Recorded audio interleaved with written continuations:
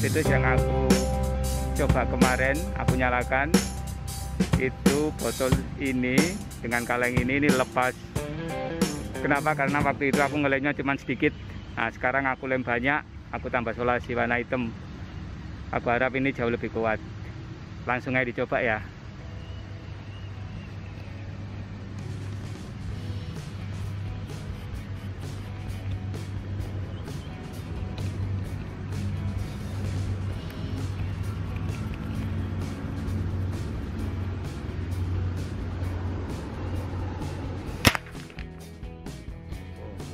Oh iya rek, tambahan.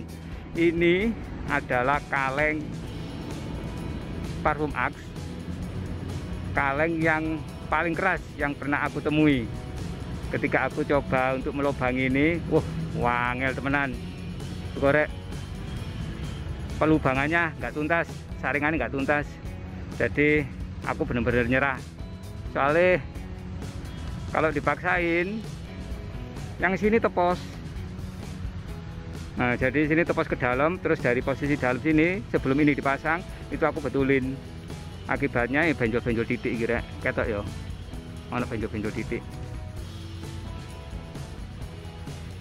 Tapi meski benjol-benjol kayak gini, ini adalah meriam yang paling aku suka. Bentuknya ramping, rapi. Pokoknya nek jariku keren. Urusan suaranya bunyinya belakangan. Lanjut rek yo.